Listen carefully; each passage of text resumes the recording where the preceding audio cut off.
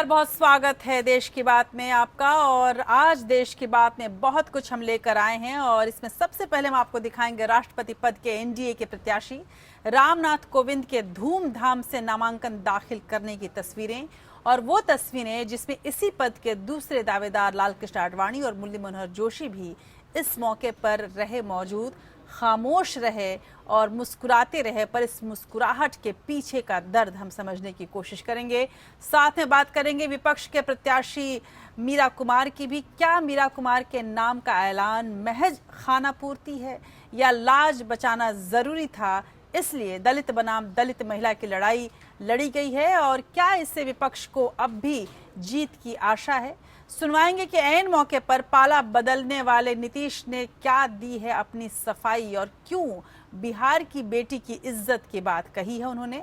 आपको ले चलेंगे कश्मीर घाटी, जहां कभी अमन की सदाएं गूंजा करती थीं, वहां भीड़ पर शैतान सवार हो जाता है और वो अपनों के ही खून की प्यासी हो चली है। शैतान इधर है या उधर वो पहचान नहीं पाती, और इसी गफलत की वजह से कश्मीर की जो हालत है उसका भी हम एक आपको तस्वीर दिखाएंगे। और इसके अलावा राजस्थान में चुनावी राजनीति किस तरह से गर्मा रही है और जाट आंदोलन कैसे एक बार फिर से भड़क उठा है, इसका भी जिक्र करेंगे। धौलपुर, अलवर, भरतपुर से लेकर मथुरा के बीच रेल और यातायात आज जाम किया गया। इसके अलावा हम दिखाएंगे आपको जीएसटी से क्या कुछ महंगा और क्या कुछ सस्ता होने जा रहा है। जीएसटी एक ऐसी पहेली बन गई है जो हर कोई सुलझा लेना चाहता है, और हर कोई ये जानना चाहता है कि 1 जुलाई से क्या महंगा हो जाएगा, क्या सस्ता हो जाएगा। तो हम आपको ये सलाह देंगे कि आप जीएसटी लागू होने के पहले पहले क्या खरीद लें, और जीएसटी लागू होने के बाद क्या क्या आपकी जेब के साथ होने वाला है। इसके अलावा अंतर्राष्ट्रीय खबरों के में बात करेंगे अमेरिका से ड्रोन को लेकर हुए भारत के समझौते की, और इसके अलावा क्या मोदी और ट्रंप की दोस्ती नए रंग को जन्म देगी, ये भी हम आपको दिखाएंगे।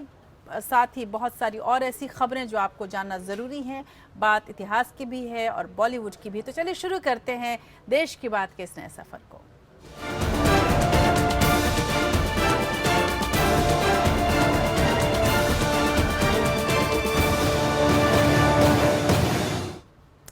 रायसीना की रेस शुरू हो गई है। राष्ट्रपति पद के लिए एनडीए के उम्मीदवार रामनाथ कोविंद ने अपना नामांकन दाखिल किया है। उनके साथ प्रधानमंत्री नरेंद्र मोदी, लालकृष्ण आडवाणी और मुरली मनोहर जोशी भी थे। इसके अलावा बीजेपी शासित राज्यों के मुख्यमंत्री, सहयोगी राज्यों के सीएम और समर्थन दे रहे तमाम सियासी दलों के प्रतिनिधि मौजूद थे। कुल मिलाकर इस नामांकन को देखा जाए तो बीजेपी और एनडीए ने अपने शक्ति का पूर्ण प्रदर्शन किया है।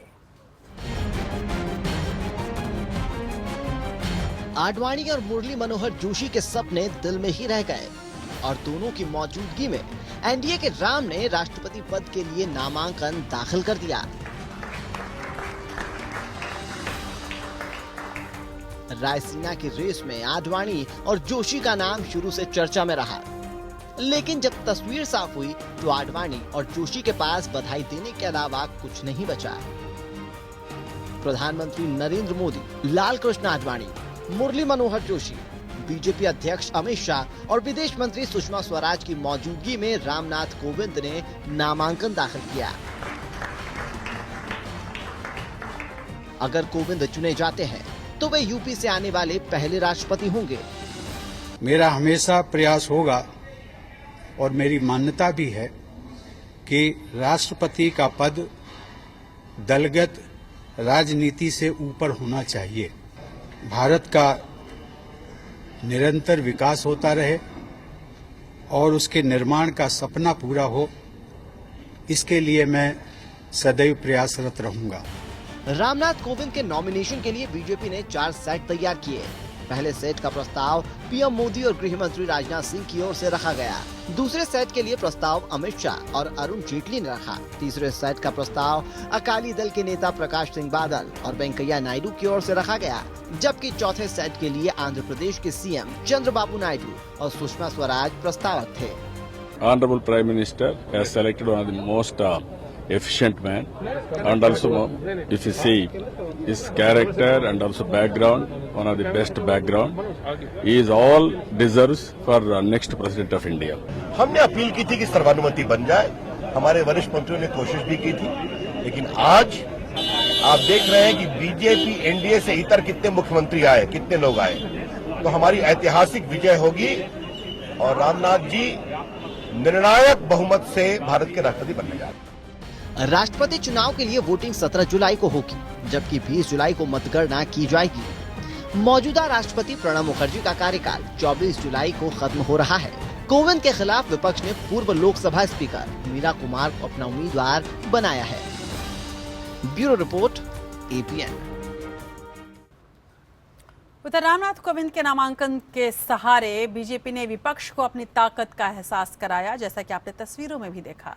एनडीए में शामिल दलों के अलावा तमाम दूसरे दल भी आज एक साथ ही दिखाई दिए। AIADMK, YSR, कांग्रेस, TDP और TRS समेत तमाम बड़े क्षेत्रीय दलों के प्रतिनिधि कोविंद के नामांकन में मौजूद रहे और बीजेपी ने इस बात की पूरी कोशिश की और इसकी ताकीद की कि तमाम सहयोगी दल के नेता उसके साथ मौजूद रहें ताकि सबको उसकी ताकत का एहसास हो सके।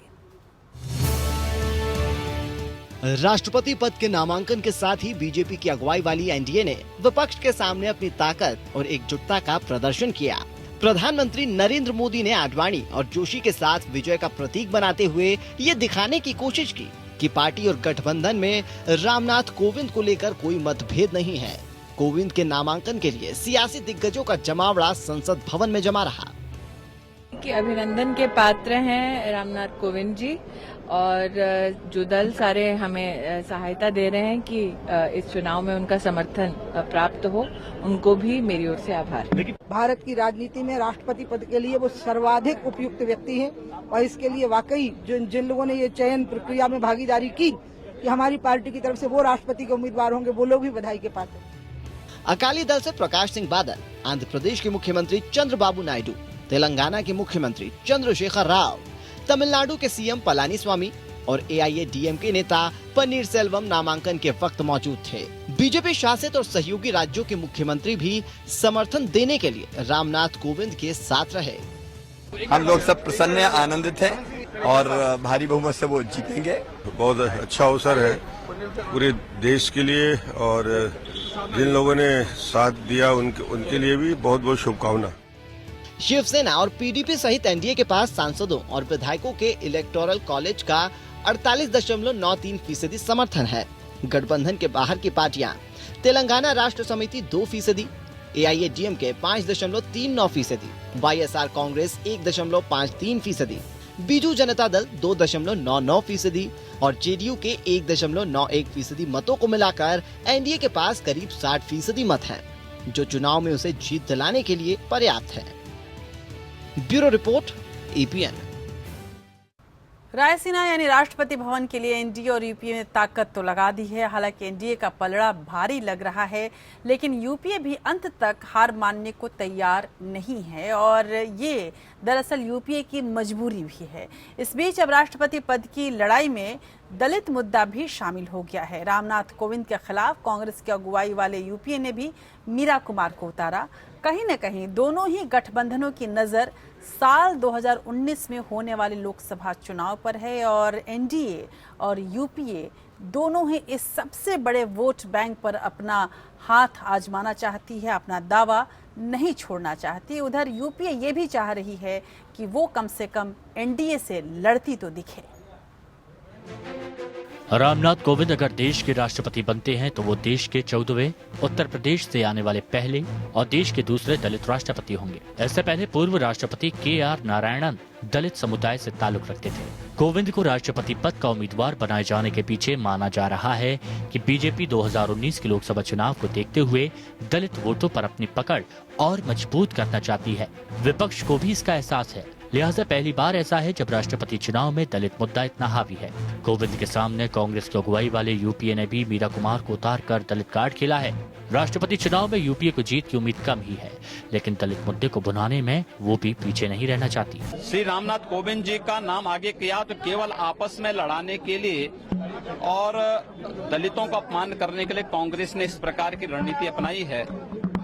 उनके एजेंडे में सचमुच दलित होता तो मीरा कुमार जी को पिछली बार ही वे प्रत्याशी बनाए होते हैं। उनका उम्मीदवार पक्का जीतने के लिए तय था, तभी वो दलित कन्या उनको याद नहीं आई।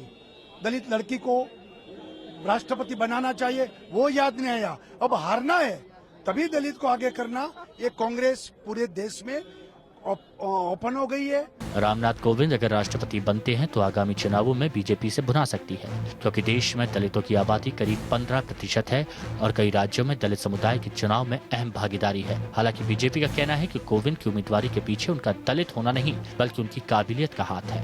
ये तो दलित का सवाल कहाँ से आया? दलित को खड़े करना है तो जब वो जीतने की स्थिति में था उस समय क्यों खड़े नहीं किया कांग्रेस ने? उस समय उन लोगों ने प्रतिभा ताई को उम्मीदवार के रूप में बनाया, तो अभी उनको मालूम है बहुमत नहीं है, सबको मालूम है ये। रामनाथ कोविंद का नाम आगे कर पीएम मोदी ने जो दाव खिला उसके आगे विपक्ष पूरी तरह चित हो गया। लेकिन 2019 में अपनी एकजुटता दिखाने के लिए विपक्ष को उम्मीदवार उतारना मजबूरी बन गई थी। ऐसे में बीजेपी के दलित कार्ड का जवाब दलित नाम से ही देना था। Bureau report APN। उधर बिहार के मुख्यमंत्री और जेडीयू अध्यक्ष नीतीश कुमार ने राष्ट्रपति चुनाव को लेकर विपक्ष पर करारा वार किया है। विपक्ष को धोखा देने के आरोपों पर पलटवार करते हुए नीतीश ने कहा कि विपक्ष ने मीरा कुमार को हारने के लिए मैदान में क्यों उतारा। इससे पहले जब 2 बार कांग्रेस की अगुवाई वाली यूपीए के पास बहुमत था, तब मीरा कुमार को राष्ट्रपति पद का उम्मीदवार क्यों नहीं बनाया गया।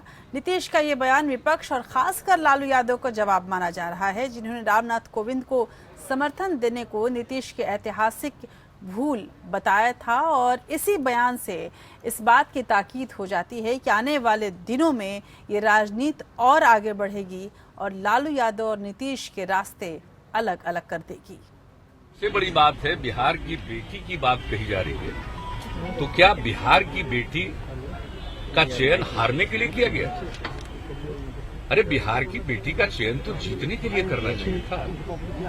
बिहार की बेटी के प्रति इतना सम्मान था तो इसके पहले 2 बार अवसर थे, उसमें तो बिहार की बेटी याद नहीं आई थी।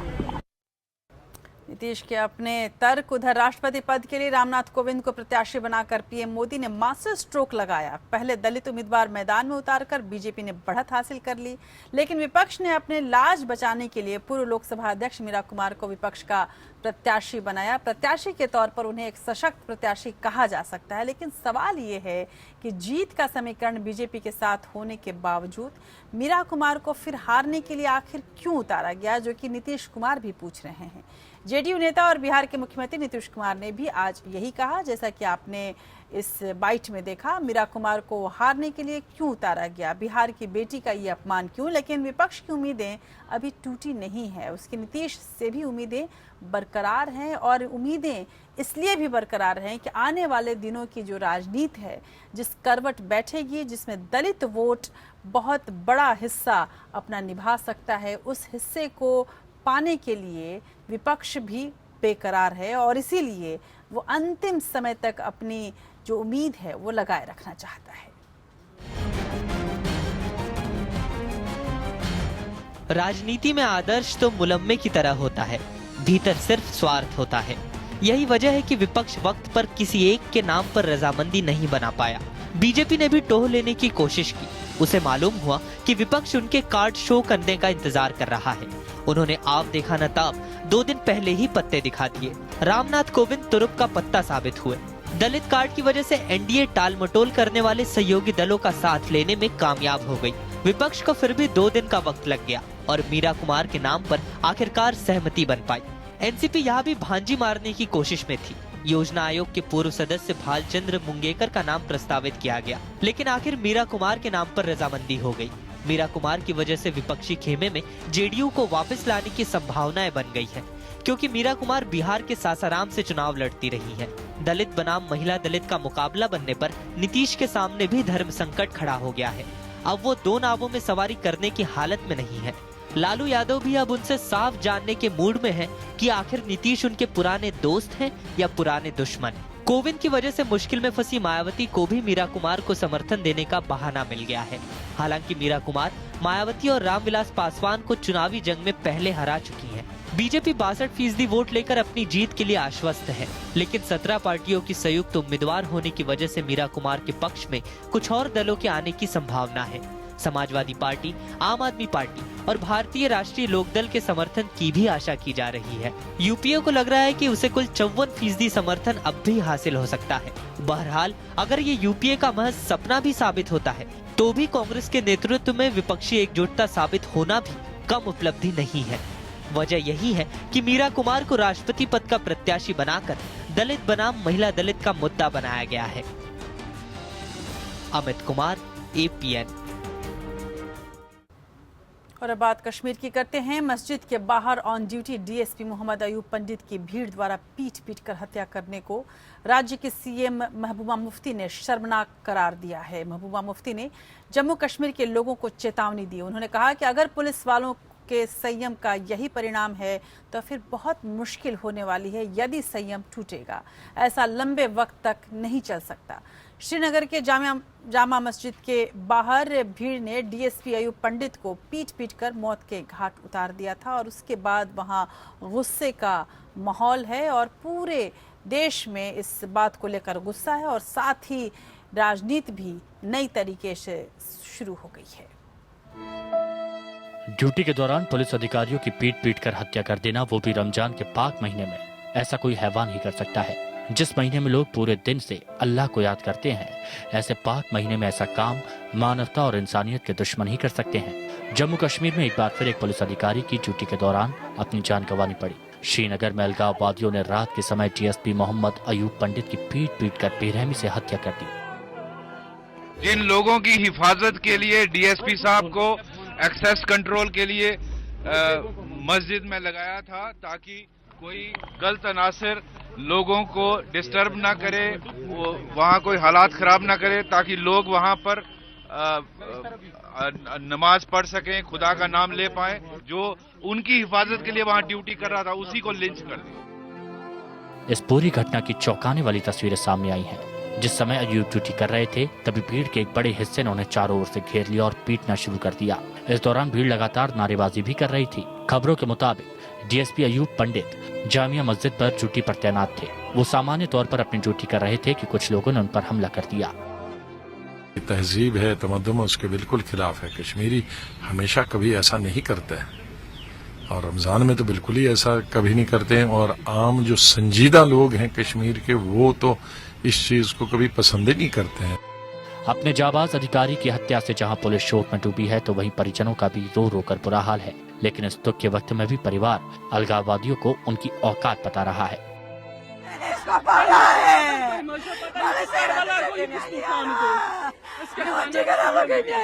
मेरा भाई, छोटा भाई, मेरा छोटा भाई था, मैंने इसके अपने हाथों से पाला है। हमारे बेकसूर, हमारे ईमानदार अंकल को मार। हम इंडियन हैं, हम इंडियन हैं, हाँ, हम हैं, हमारे अंकल को मारा इन्होंने। खबरों के मुताबिक ड्यूटी पर तैनात डीएसपी अयूब पंडित मस्जिद से बाहर आ रहे लोगों की तस्वीर ले रहे थे। इस पर वहां मौजूद लोगों ने उन्हें पकड़ने की कोशिश की। उन्होंने अपनी पिस्तौल से गोलियां चलानी शुरू कर दी, जिसके बाद भीड़ ने उनकी हत्या कर दी। अपने अधिकारी की मौत से दुखी सीएम महबूबा मुफ्ती ने घटना को शर्मनाक बताया और उपद्रवियों को कड़ी चेतावनी दी। ये पूरे मुल्क में one of the best police force है। ये बहुत ही ज्यादा बहादुर हैं, बहुत ही ज्यादा हिम्मत वाले हैं, पर इस वजह से ये सब्र कर रहे हैं कि जम्मू कश्मीर में अपने लोगों के साथ डील करते हुए दे आर शोइंग रेस्ट्रेंट। पर जिस वक्त जिस दिन इनके सब्र का पैमाना लबरेज होगा तो मैं समझती हूँ बहुत मुश्किल हो जाएगी। मुख्यमंत्री मुफ्ती डीएसपी अयूब पंडित के जनाजे में शामिल हुई। उन्होंने लोगों से संयम बरतने की अपील की। डीएसपी की हत्या के आरोप में 2 लोगों को गिरफ्तार कर लिया गया है, वहीं तीसरे व्यक्ति की तलाश जारी है।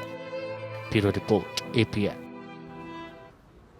उधर चैंपियंस ट्रॉफी के फाइनल में पाकिस्तान की जीत का जश्न मनाने वाले कश्मीर के अलगाववादी नेता मीर वाइज उमर फारूक की जीभ काट कर लाने वाले शख्स को मध्य प्रदेश के बीजेपी नेता ने 10 लाख रुपए देने का ऐलान किया है। स्थानीय बीजेपी नेता गजराज जाटव ने यह ऐलान किया है। बीते रविवार पाकिस्तान के मैच जीतने के बाद मीर वाइज ने टीम को बधाई दी थी और इससे पहले भी श्रीलंका को हराकर फाइनल में पहुंचने को लेकर मीर वाइज ने पाकिस्तान को शुभकामनाएं दी थी। लेकिन मीर वाइज की बात यहीं तक नहीं थमती है।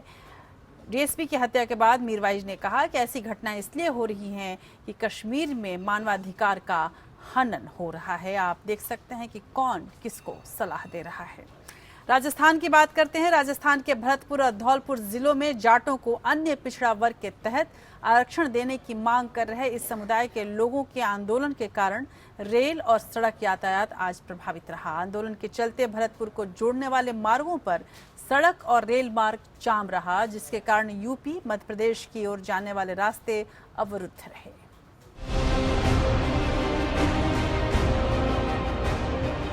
आरक्षण की मांग को लेकर जाट आंदोलन एक बार फिर सुलग उठा है। राजस्थान के धौलपुर और भरतपुर जिले के जाटों ने आगरा, जयपुर और अलवर, मथुरा रेल मार्ग को जाम कर दिया। जाटों ने रेल यातायात के साथ ही हाईवे पर भी जाम लगा दिया। अलवर, मथुरा रेलवे ट्रैक के जाम होने से राजस्थान का संपर्क यूपी, बिहार और पश्चिम बंगाल से कट गया। हमारी मांग है कि भरतपुर, धौलपुर के जाटों को आरक्षण दिया जाए। जो चयनित अभ्यर्थी हैं 2006 के हों, 2008 के हों, 2010 के हों, 2013 के हों, ऐसे नौजवानों को तुरंत नियुक्ति दी जाए। आंदोलनकारी जगह जगह ट्रैक पर जमा हो गए और रेल यातायात के साथ ही हाईवे पर भी जाम लगा दिया। जाटों ने सरकार से मांग की है कि वो जाट आरक्षण को लेकर लिखित में जवाब दें। जाटों को ओबीसी में आरक्षण की अधिसूचना सरकार जल्द से जल्द जारी करे। कोई अधिकृत व्यक्ति हमको ये तो बताए हमारी रिपोर्ट का होगा क्या? ये तो साफ इनकी काली नीयत नजर आ रही है कि चुनाव के पास ये रिपोर्ट को घोषित करेंगे। अरे हमको टाइम फ्रेम बता दो, हम अपने घर चले जाएंगे। आंदोलनकारियों का कहना है कि जब तक उनकी मांगों पर अमल नहीं हो जाता, आंदोलन जारी रहेगा। आंदोलन को देखते हुए भरतपुर में भारी संख्या में पुलिस बल तैनात किया गया है। साथ ही आंदोलनकारियों के साथ बातचीत का दौर भी जारी है। Bureau report, APN। तो एक तरफ बड़े स्तर पर राजनीति की जा रही है, जीएसटी की बात की जा रही है, स्मार्ट सिटीज की घोषणा की जा रही है, वहीं आप देखें तो लगातार आंदोलन भी जारी है, असंतोष भी जारी है। असंतोष महज कुछ खास राज्यों या कुछ खास वर्ग तक नहीं है। नीति आयोग के खिलाफ भी अब हमले तेज हो गए हैं और इस हमले को किया है संघ के संगठन भारतीय मजदूर संघ ने। और भारतीय मजदूर संघ ने आयोग के पुनर्गठन की मांग की है। बीएमएस का कहना है कि नीति आयोग की गलत नीतियां भारत को बेरोजगार बना रही हैं और इसके तुरंत पुनर्गठन की जरूरत है। मोदी सरकार ने सालों से चले आ रही योजना आयोग का नाम बदलकर नीति आयोग कर दिया था और इस आयोग का काम था आने वाले दिन के लिए नीतियां बनाना, आने वाले दिन के तमाम क्षेत्रों के लिए नई तरह की नीति बनाई जाए ताकि भारत में प्रगति हो सके। लेकिन इसकी वजह से भारतीय मजदूर संघ का ये मानना है कि बेरोजगारी ज़्यादा बढ़ी है और शायद यही वजह है कि इकोनॉमिस्ट जैसे प्रतिष्ठित पत्रिका को ये लिखना पड़ा है कि प्रधानमंत्री मोदी कोई क्रांतिकारी प्रधानमंत्री नहीं, बल्कि वो दिखावे की क्रांति ज़्यादा कर रहे हैं। भारत में बेरोजगारी की समस्या हमेशा से एक बड़ा मुद्दा रहा है। इसे लेकर पक्ष विपक्ष आपस में टकराते रहे हैं, लेकिन अब आरएसएस के संगठन भारतीय मजदूर संघ ने इसे लेकर हमला बोला है। भारतीय मजदूर संघ ने बेरोजगारी के लिए नीति आयोग को जिम्मेदार ठहराया और उसके पुनर्गठन की मांग की। संगठन का कहना है कि श्रमिक क्षेत्र से जानकार लोगों को नीति आयोग में शामिल किया जाना चाहिए। संगठन ने सरकार को चेतावनी देते हुए कहा कि अगर ऐसा नहीं होता तो भारतीय मजदूर संघ को बड़े आंदोलन के लिए बाध्य होना पड़ेगा। भारतीय मजदूर संघ का आरोप है कि नीति आयोग ने इस मामले में अभी गंभीरता से विचार नहीं किया है, बल्कि उसकी नीतियां ही देश में बेरोजगारी बढ़ा रही हैं। संघ का कहना है कि कृषि और लघु उद्योग पर आयोग ने अब तक ध्यान नहीं दिया है, जबकि ये दोनों क्षेत्र सबसे अहम हैं। लेकिन दोनों ही भारी संकट के दौर से गुजर रहे हैं। बीएमएस का आरोप है कि गलत नीति के कारण कृषि भूमि को औद्योगिक भूमि, जबकि औद्योगिक भूमि को सेवा क्षेत्र में बदला जा रहा है। बीएमएस का कहना है कि नीति आयोग का गठन सरकार को रोजगार के अवसर पैदा करने की दिशा में सलाह के लिए बना है, जबकि ये संस्था रोजगार छीनकर देश की अर्थव्यवस्था को गलत दिशा में ले जा रही है। Bureau report, APN। सुनिए सरकार की अब हम बात करते हैं और 30 जून की मध्यरात्रि में वो ऐतिहासिक रात है जब देश की अर्थव्यवस्था को एक नए दौर में प्रवेश मिलेगा। लेकिन इस प्रवेश से क्या कुछ होने वाला है और सरकार आपके लिए क्या कुछ नया करने वाली है, देखेंगे हम। सुनिए सरकार में।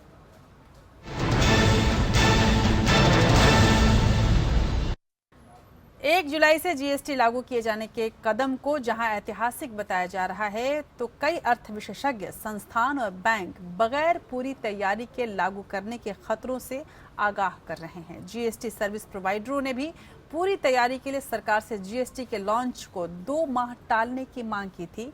वहीं उद्योग व्यापार के संगठन एसोचैम ने सीधे चेतावनी देते हुए कहा है कि आईटी नेटवर्क के तैयार न होने की वजह से करदाताओं को जीएसटी से जुड़ने में परेशानियों का सामना करना पड़ेगा। बैंक संगठन भी जल्दबाजी के पक्ष में नहीं है और यहाँ तक कि जीएसटी लागू होने की वजह से हमारी और आपकी जेब बहुत दिनों तक तंग रह सकती है। कई ऐसी चीज़ें हैं ज़रूरत की या हमारे आम उपयोग की जो बहुत ज़्यादा महंगी हो जाएंगी। कई ऐसी चीज़ें हैं जो हमारे जेब में भी आ सकती हैं, लेकिन कुल मिलाकर देखा जाए तो जीएसटी के लिए अभी पूरी तैयारी नहीं है। शायद यही वजह है कि इसका विरोध भी जगह जगह शुरू हो गया है। लेकिन चूंकि सरकार इसे एक ऐतिहासिक कदम बनाना चाहती है, एक ऐसे ऐतिहासिक क्षण बनाना चाहती है जिसे कुल मिलाकर कहा जाए कि आर्थिक आज़ादी की ओर भारत बढ़ रहा है, इसी वजह से सरकार ने तय कर लिया है कि चाहे कितनी भी दुविधाएं हो, चाहे कितनी भी शंकाएं हो, सरकार इसे 30 जून को 12 बजे लागू कर देगी। मोदी सरकार एक बार फिर हठधर्मिता का काम कर रही है। नोटबंदी की तरह होमवर्क पूरा किए बगैर केंद्र सरकार फिर एक बार जोखिम लेने जा रही है। नोटबंदी का भी मकसद बहुत आदर्श बताया गया था। सभी को मालूम है कि मकसद अगर हासिल हुआ तो डिंडोरे पीट कर कान फोड़ दिए गए होते। उल्टे सारी जानकारियां छिपा कर रखी गई हैं। यही हाल जीएसटी को लेकर खतरे का अंदेशा है। जीएसटी सर्विस प्रोवाइडरों ने आयकर रिटर्न दाखिल करने वाले एपीआई यानी एप्लीकेशन प्रोग्राम इंटरफेस को टेस्ट और सुधार कर फुल प्रूफ बनाने के लिए 2 महीने का वक्त मांगा है। देश में व्यापार और उद्योग के सबसे बड़े संगठन एसोचैम ने सरकार को पत्र लिखकर कहा है कि जीएसटी का नेटवर्क यानी जीएसटीएन पूर्णतः तैयार नहीं है, इसलिए जीएसटी को 1 सितंबर से लागू करना चाहिए। एसोचैम ने यह भी कहा है कि मौजूदा कर व्यवस्था से जुड़े बहुत से लोग अभी तक आईटी टूल्स और पंजीकरण प्रक्रिया से अनजान होने की वजह से जीएसटी नेटवर्क में नहीं जुड़ पाए हैं। इसके अलावा पंजीकरण प्रक्रिया के पहले चरण में करदाताओं के जीएसटी नेटवर्क से जुड़ने के दौरान सिस्टम सर्वर लगातार मरम्मत से गुजरता रहा है। आर्थिक विशेषज्ञों का भी मानना है कि अभी सरकार पूरी तरह तैयार नहीं है। जीएसटी व्यवस्था के तहत 50,000 से ज्यादा के बिल पर सामान की आवाजाही के दौरान कागजी बिल की बजाय ई-वे बिल जरूरी होगा, जिसे लागू करने के लिए एनआईसी यानी नेशनल इंफॉर्मेटिक्स सेंटर पूरी तरह तैयार नहीं है। एनआईसी की विफलता की वजह से अधिकांश सरकारी अधिकारियों को गैर कानूनी तरीके से निजी ईमेल का इस्तेमाल करना पड़ रहा है। लेकिन ई-वे बिल के मामले में एनआईसी की अधूरी तैयारी अर्थव्यवस्था के लिए भारी पड़ सकती है। आईबीए यानी भारतीय बैंक संघ ने संसद की स्थायी समिति को बताया है कि बैंकों को अपने सिस्टम और प्रोसीजर में काफी बदलाव अभी भी करने हैं। इसके अलावा पीएसयू और सरकारी कंपनियों में भी जीएसटी पूरी तैयारी नहीं है। यही नहीं, सिविल एविएशन मिनिस्ट्री ने वित्त मंत्रालय को अपनी मुश्किलें बताई हैं कि एविएशन कंपनियों को ग्लोबल टैक्स डिस्ट्रीब्यूशन सिस्टम से जीएसटी के अमल के हिसाब से तकनीकी बदलाव के लिए 2 महीने का और वक्त दिया जाए। केरल और जम्मू कश्मीर द्वारा जीएसटी को मंजूर नहीं दिए जाने से संवैधानिक संकट खड़ा हो सकता है।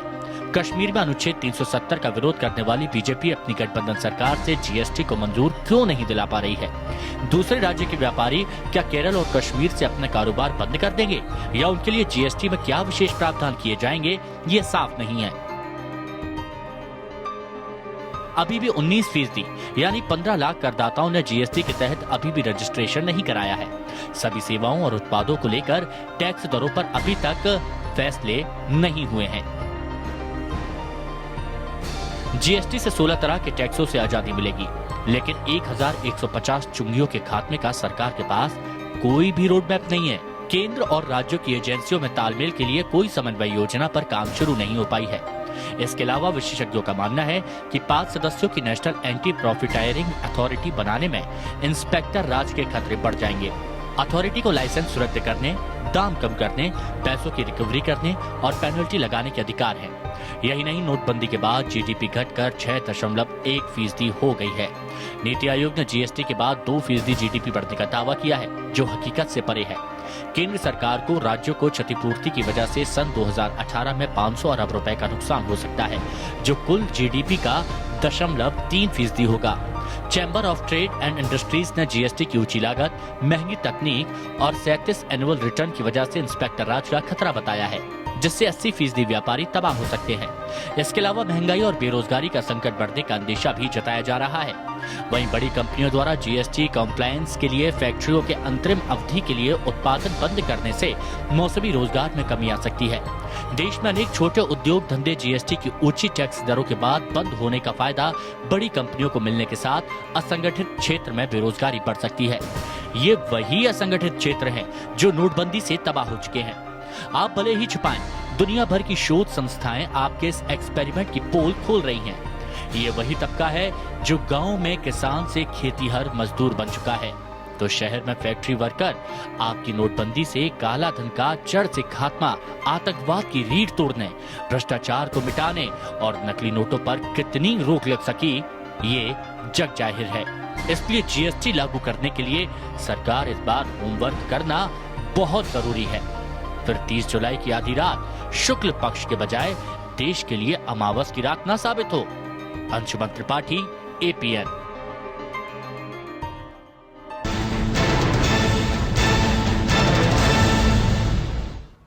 बड़े फैसले लेना बड़ी बात नहीं होती है, बड़े फैसले के लिए बड़ी तैयारी बेहद जरूरी होती है और उम्मीद है कि सरकार बड़ी तैयारी को ध्यान में रखेगी। बहरहाल बात सरकार की हो रही है तो अब योगी सरकार की बात कर लेते हैं। योगी राज में बीजेपी विधायक किस कदर बेलगाम हैं, इसका नज़ारा बुलंदशहर में देखने को मिला एक बार फिर से। हालांकि ऐसे नज़ारे अक्सर अब देखने को मिलते हैं योगी सरकार में, क्योंकि ये नज़ारे इसलिए भी ज़्यादा चुभते हैं क्योंकि योगी आदित्यनाथ ने बार बार कहा था कि जिसे भी कानून पर भरोसा न हो वो चाहे तो मेरा राज्य छोड़कर जा सकता है, लेकिन कानून तोड़ने वाले खुद बीजेपी के ही लोग हों तो क्या कहा जाए। बुलंदशहर में एक बीजेपी कार्यकर्ता का चालान काटने पर स्याना से बीजेपी विधायक देवेंद्र लोधी महिला सीईओ श्रेष्ठा ठाकुर से भिड़ गए। ये हालत तब है जब यूपी में पहले से ही कानून व्यवस्था की हालत खस्ता हाल है। ऐसे में सवाल है कि जब जनप्रतिनिधि ऐसा करेंगे तो अपराधियों पर लगाम लगे कैसे।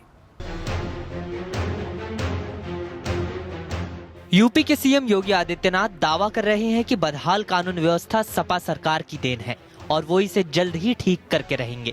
लेकिन जब सरकार के मंत्री और विधायक ही खुद को नियम कानून से ऊपर समझने लगे तो फिर योगी क्या करेंगे।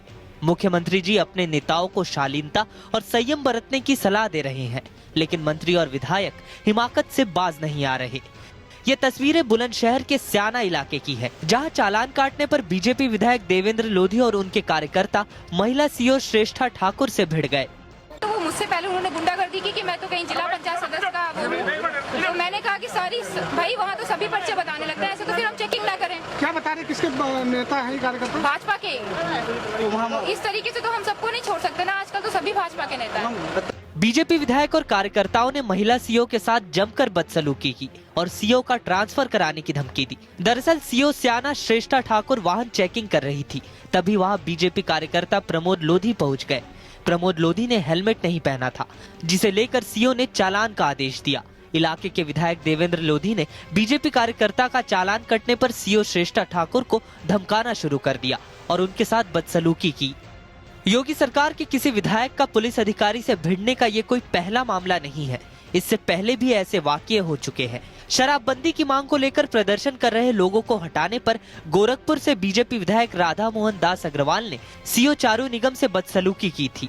अब सवाल यह है कि जब सरकार के मंत्री और विधायक ही कानून व्यवस्था को चौपट करने में लग जाएंगे तो फिर हालात में सुधार कैसे होगा। मनीष शर्मा, एपीएन, बुलंदशहर। और हालात में सुधार और कई जगह होना जरूरी है। उत्तर प्रदेश की योगी सरकार अब अपनी कार्य योजना को पारदर्शी बनाने के लिए कई प्रकार के प्रयोग भी कर रही है, क्योंकि वो समझती है कि कहीं न कहीं हालात बिगड़ रहे हैं। ऐसे में उसने अपना पहला प्रयोग विधायक विकास निधि से होने वाले कामों में गुणवत्ता और समयबद्ध काम को कराने के लिए कैबिनेट में एक प्रस्ताव पारित किया है, जिसमें विधायक निधि से होने वाले कामों को सरकारी एजेंसी ही कराएंगी, जबकि इसकी संस्तुति विधायक नहीं बल्कि जिले के अधिकारी करेंगे। लेकिन इससे कितनी हालात बदलेंगे, कितनी पारदर्शिता आएगी, अभी आने वाले दिनों में पता चलेगा। लेकिन ये पूरा नियम क्या है, देखिए इस रिपोर्ट में। आपको याद होगा कि पिछले साल 2 विधायकों को राजभवन के दखल के बाद अपनी सदस्यता से हाथ धोना पड़ा था। कारण साफ था, विधायक निधि से होने वाले कामों में अपने खुद का कनेक्शन या फिर अपने चहेते ठेकेदारों को काम देना, जबकि काम में किसी तरह की गुणवत्ता को लेकर विधायकों की उस उदासीनता का कोपभाजन जनता को झेलना पड़ता था। लेकिन अब योगी राज में ऐसा नहीं होगा। पहले तो विधायक किसी भी काम को लेकर किसी प्रकार की कोई संस्तुति नहीं करेंगे, जबकि 25 लाख से ज्यादा का काम किसी भी संस्था, बहुराज्यीय सहकारी समिति, एनजीओ, सहकारी संघों, सहकारी समितियों और निजी ठेकेदारों को नहीं दिया जाएगा। 25 लाख के कार्य का एक टाइम पर 25 लाख के ऊपर का कोई भी योजना नहीं दी जाएगी। इसके अंदर मल्टी स्टेट सहकारी समितियां काम कर सकती थीं, कुछ निजी ठेकेदार काम कर सकते थे। इसके अंदर और इस प्रकार की जो एजेंसियां हैं, उन लोगों को ये अब काम नहीं दिया जाएगा। विकास निधि योजना के लिए ऐसी संस्था को काम नहीं दिया जाएगा जिसमें मान्य सदस्य या उनके परिवार का कोई भी पदाधिकारी होगा। दूसरी तरफ सरकार के इस कार्य की सराहना विपक्ष भी कर रहा है, लेकिन वो ये भी बताने से नहीं चूक रहा कि ऐसा जियो पिछली सरकार में भी पास किया गया था, जिसको बाद में संशोधित कर दिया गया था। जियो है विधायक निधि के बारे में, जो उत्तर प्रदेश के विधायक और विधान परिषद सदस्य अपने निधि का इस्तेमाल करते हैं, उसका सर्वे सर्वा उत्तर प्रदेश की व्यवस्था में सीडीओ ही जिले में मुख्य अधिकारी होता है। मंत्रिमंडल का जो निर्णय है उसमें साफ साफ एक चीज जरूर देखने को मिली है, जो पिछली सरकार में भी हुआ था, फिर संशोधन हो गया। जनहित के कामों को लेकर सरकारी दावे खूब होते हैं, लेकिन नतीजा शोशेबाजी में ही खत्म हो जाता है। तो वहीं विधायक और नेताओं के साथ रहने वाले लोग जनता की गाढ़ी कमाई को लूटकर भ्रष्टाचार से मालामाल हो जाते हैं। ऐसे में इस फैसले को कैबिनेट की मंजूरी मिलने पर योगी सरकार के फैसलों की सराहना खूब हो रही है, बशर्ते इस फैसले में कोई संशोधन सरकार नहीं करे तो। विक्रम मिश्रा, एपीएन, लखनऊ। और अब देखते हैं नेशनल टॉप 5 खबरें। देश के किसान जल्द बड़े आंदोलन की तैयारी में हैं। इसके लिए देश के 62 किसान संगठन एक मंच पर आ गए हैं। उन्होंने 3 जुलाई को दिल्ली के जंतर मंतर पर अनिश्चितकालीन धरने का ऐलान कर दिया है। इस धरने में देश के कई राज्यों से हजारों किसानों के शिरकत करने का अनुमान है। खेती की हालत से बेहाल किसान इस दौरान एक दिन नीति आयोग का घेराव कर विरोध दर्ज करवाएंगे। गृह मंत्रालय ने कुल 42 नेताओं की सुरक्षा को कम किया है। इसमें कांग्रेस के 15 नेता भी शामिल हैं। गृह मंत्रालय की ओर से कांग्रेस नेता अजय माकन, गुजरात कांग्रेस के नेता अर्जुन मोढवाडिया, शशि थरूर और श्री प्रकाश जायसवाल की सुरक्षा में कमी की गई है। वहीं पूर्व मंत्री ए.के. एंटनी की सुरक्षा श्रेणी भी अब वाई श्रेणी कर दी गई है। यदि आपके पास आधार कार्ड है और आप लगातार 3 साल तक इसका इस्तेमाल नहीं करते हैं तो ये इनएक्टिव भी हो सकता है। UIDAI की हेल्पलाइन और आधार पंजीकरण केंद्र पर मौजूद अधिकारियों ने इस बात की पुष्टि की। आप यह जानकारी UIDAI की वेबसाइट के होम पेज पर जाकर चेक कर सकते हैं कि कहीं आपका आधार निष्क्रिय तो नहीं हो गया। केंद्रीय माध्यमिक शिक्षा बोर्ड ने गुरुवार को नीट का रिजल्ट जारी कर दिया। मेडिकल कॉलेजों में प्रवेश के लिए होने वाली इस परीक्षा में पंजाब के मुक्तसर से नवदीप सिंह ने टॉप किया है, जबकि उनके बाद दूसरे नंबर पर मध्य प्रदेश के अर्चित गुप्ता, तीसरे नंबर पर भी MP के ही मनीष मूलचंदानी है। बद्रीनाथ हाईवे पर एक बड़ा हादसा उस वक्त हो गया जब रुद्रप्रयाग और श्रीनगर के बीच खाखरा में गैस सिलेंडर से भरे ट्रक में अचानक से आग लग गई। ट्रक चालक ने किसी तरह भागकर अपनी जान बचाई। बद्रीनाथ हाईवे पर खाखरा में गैस सिलेंडर से भरा एक ट्रक खड़ा था। अचानक से ही ट्रक में आग लग गई। आग की लपटों ने विकराल रूप ले लिया और देखते ही देखते ट्रक में भयंकर विस्फोट होने लगे।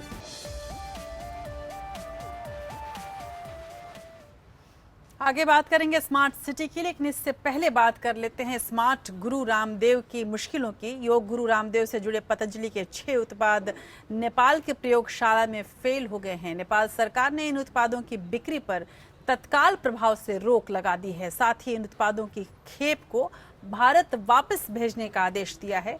पहले भी पतंजलि के उत्पाद परीक्षण में अशुद्ध पाए गए हैं। इससे पहले उत्तराखंड की ही लैब में पतंजलि के 40% उत्पाद खरे नहीं उतरे थे।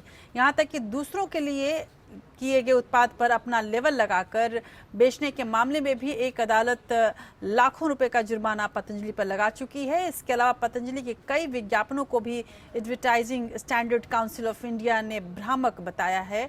और पतंजलि का जो पेय माना जा रहा था कि जो शक्तिवर्धक पेय फौजियों को देने के लिए पतंजलि ने कॉन्ट्रैक्ट किया था, वो भी आर्मी ने कैंसिल कर दिया था, क्योंकि वो उसका जो पैमाना था वो मापक पर सही नहीं पाया गया।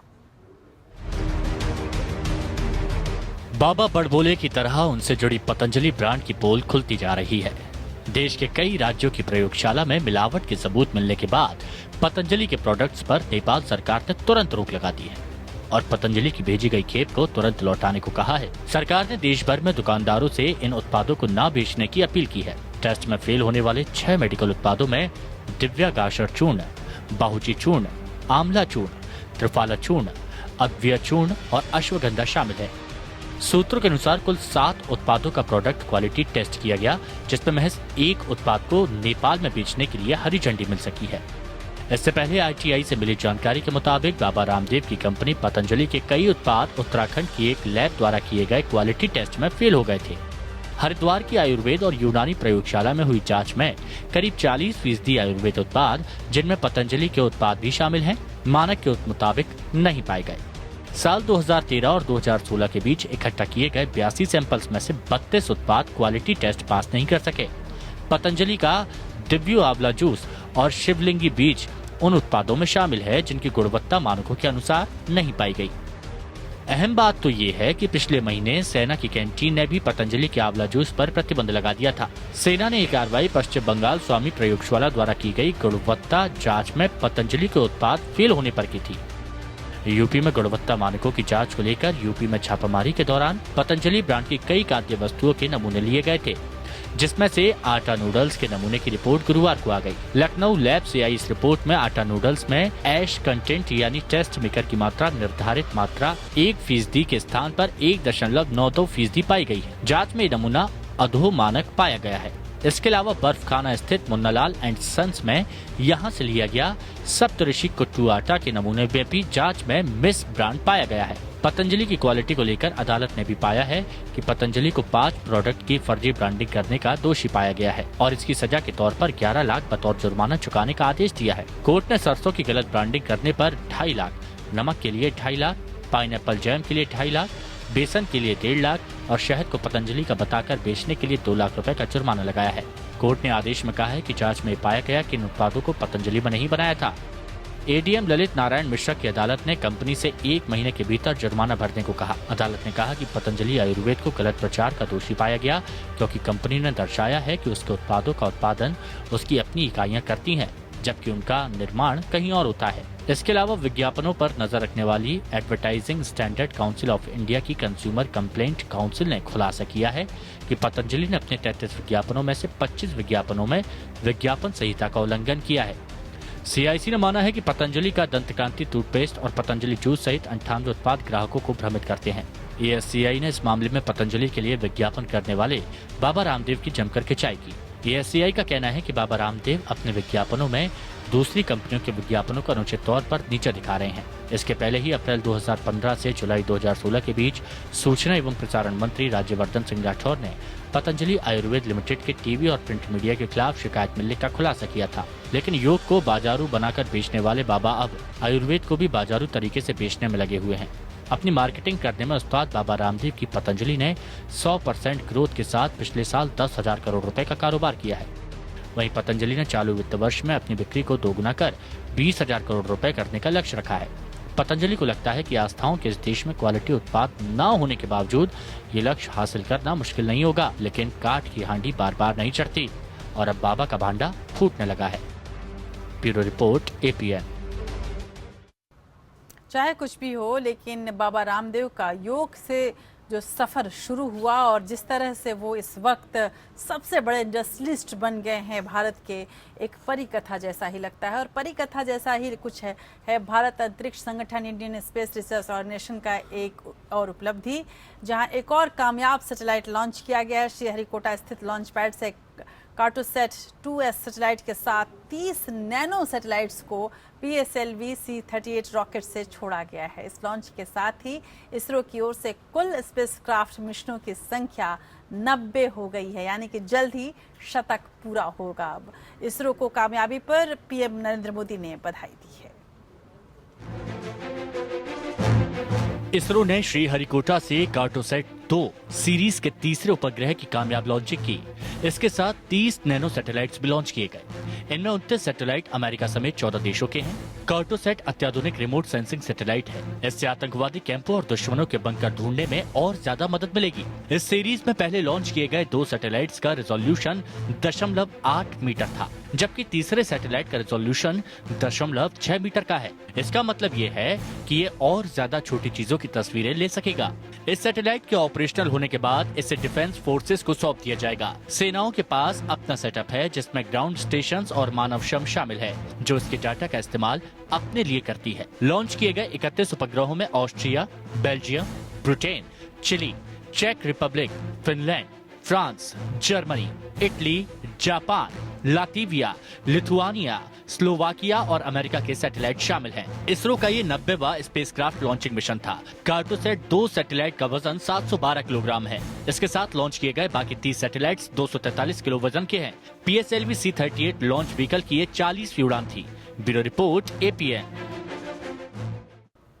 केंद्र सरकार ने स्मार्ट सिटी की तीसरी लिस्ट जारी कर दी है। तीसरी लिस्ट के साथ ही स्मार्ट सिटी के लिस्ट में अब 90 शहरों के नाम शामिल हो गए हैं।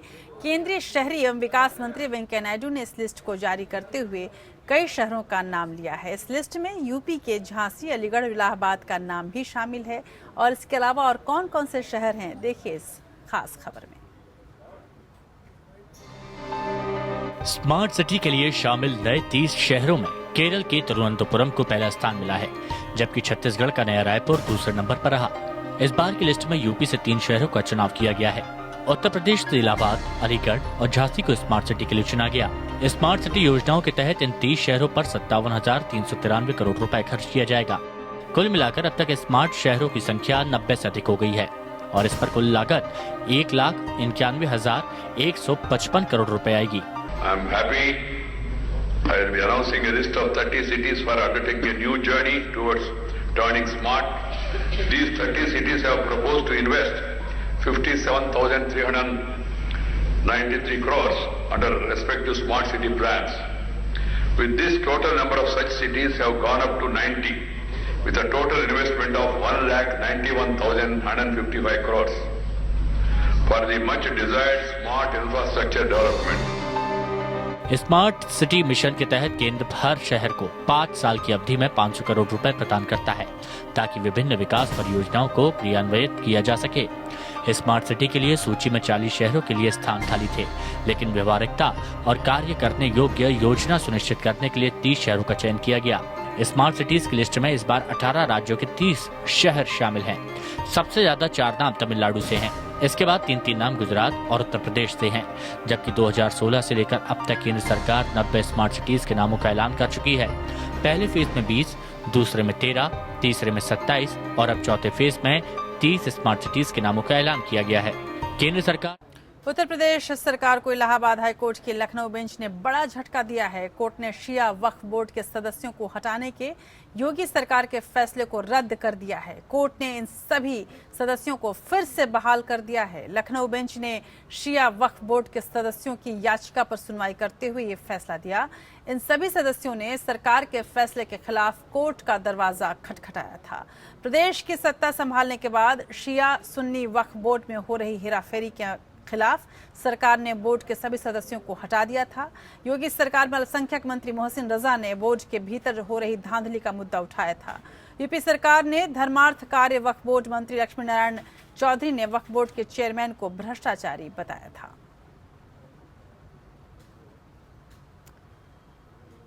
नैनीताल हाईकोर्ट ने शिक्षा की गुणवत्ता को बेहतर करने के लिए राज्य में सरकार और सरकारी विभागों के लग्जरी सामानों की खरीद पर रोक लगा दी है। प्रदेश में प्राथमिक शिक्षा के गिरते स्तर और इस मामले में अदालती आदेश का पालन नहीं करने पर कोर्ट की 2 सदस्यीय खंडपीठ ने ये निर्देश दिया है। उत्तराखंड हाईकोर्ट ने उत्तराखंड में सरकार और सरकारी विभागों के लग्जरी सामानों की खरीद पर रोक लगा दी है। यही नहीं, कोर्ट ने यह आदेश देते समय कड़ी टिप्पणी भी की है। प्रदेश में प्राथमिक शिक्षा के गिरते स्तर और इस मामले में अदालती आदेश का पालन नहीं करने पर कोर्ट की 2 सदस्यीय खंडपीठ ने यह निर्देश दिया है। सरकार और कोई विभाग आदेश का पालन होने तक सरकारी खर्च पर car, air conditioner, water purifier समेत कोई भी लग्जरी सामान नहीं खरीद सकेंगे। आदेश का पालन नहीं करने पर भविष्य में विभागीय अफसरों के लग्जरी सामानों के इस्तेमाल पर भी रोक लगा दी जाएगी। अदालत की सख्त टिप्पणी से उत्तराखंड में शिक्षा व्यवस्था की हकीकत सामने आती है, तो वहीं बीजेपी सरकार अदालत की टिप्पणी के पीछे की वजह पिछली सरकार की कारस्तानी को करार देने में जुटी है। मैं हाई कोर्ट को कोई टिप्पणी नहीं करता और मैं उनका सम्मान करता हूं, लेकिन जो हाई कोर्ट चाहता है उन्होंने उसी PIL पे आदेश दिया है जो PIL हमारी गवर्नमेंट बनने से पहले दिया है, और नई गवर्नमेंट बनने के बाद जो PIL डाली गई है ना, उसी के सापेक्ष गवर्नमेंट काम कर रही है, इसीलिए उसे PIL का कोई औचित्य नहीं बचता है। बाकी हाईकोर्ट का काम है, हाईकोर्ट के काम पे कोई टिप्पणी नहीं है। वहीं कांग्रेस के प्रदेश अध्यक्ष प्रीतम सिंह का कहना है कि हाईकोर्ट ने जो फैसला लिया है, सरकार को उसका सम्मान करते हुए उस पर काम करना चाहिए। न्यायालय ने जो निर्णय लिया है उस निर्णय के अनुरूप राज्य सरकार को काम करना चाहिए, उस भावना के अनुरूप सरकार को कार्य करना चाहिए।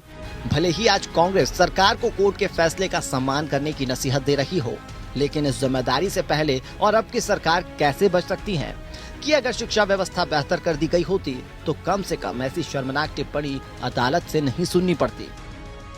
Yogesh सेमवार, APN, Dehradun.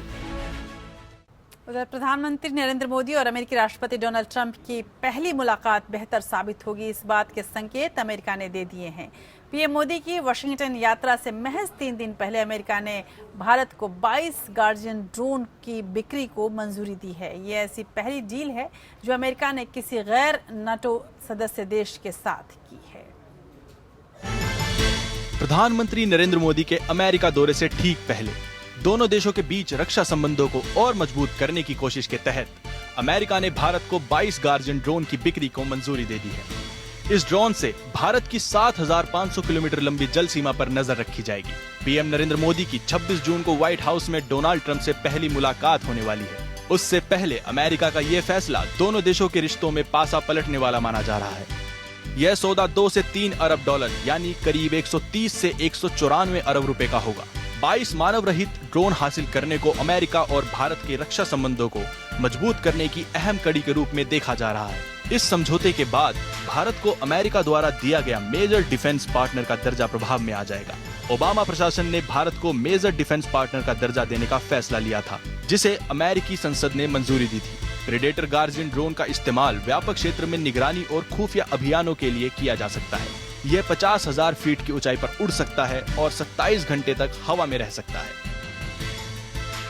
PM Modi America के दौरे पर जा रहे हैं, जहां वो डोनाल्ड ट्रंप से क्षेत्रीय सुरक्षा की स्थिति पर बातचीत करेंगे और सामरिक महत्व के द्विपक्षीय क्षेत्रों में आपसी सहयोग को बढ़ाने के रास्तों पर भी विचार विमर्श करेंगे। Bureau report, APN। और मोदी के दौरे के पहले अमेरिका ने पाकिस्तान को झटका देने को भी सोच लिया है और अमेरिकी संसद में पाकिस्तान को सहयोगी देश का दर्जा से हटाने के लिए एक बिल पेश हुआ है। अगर यदि पास हो जाता है ये बिल, तो ये पाकिस्तान के लिए बड़ा झटका और भारत के लिए बड़ी उपलब्धि हो सकती है। अब चलिए बात करते हैं आज के इतिहास की।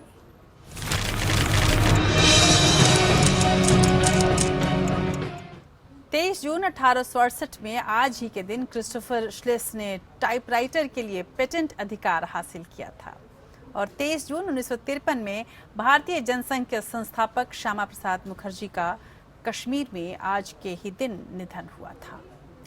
23 जून 1980 में आज ही के दिन विमान हादसे में नेहरू गांधी परिवार के सदस्य संजय गांधी की मृत्यु हो गई थी और 23 जून 1985 में एयर इंडिया का एक यात्री विमान आयरलैंड तट के करीब हवा में दुर्घटनाग्रस्त हो गया था। इस हादसे में विमान में सवार सभी 329 यात्री मारे गए थे।